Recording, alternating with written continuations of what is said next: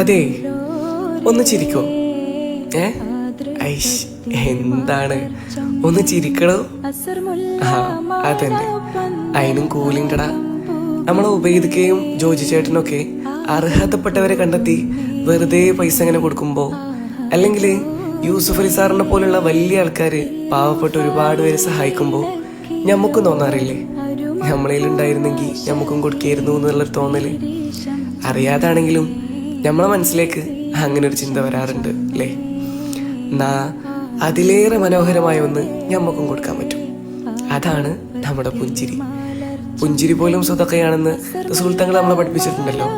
So ഉള്ളിൽ എത്ര സങ്കടങ്ങൾ ഉണ്ടായിക്കോട്ടെ, പ്രയാസങ്ങൾ ഉണ്ടായിക്കോട്ടെ, മറ്റുള്ളവരെ കാണുമ്പോൾ ഒന്ന് പുഞ്ചിരിക്കാനെങ്കിലും ശ്രമിക്കണം.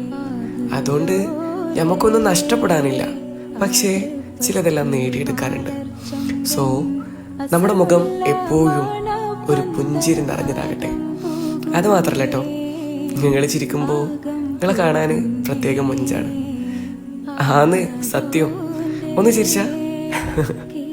പിന്നൊരു കാര്യം കൂടെ, if we see someone with a beautiful smiling face, we will never forget them.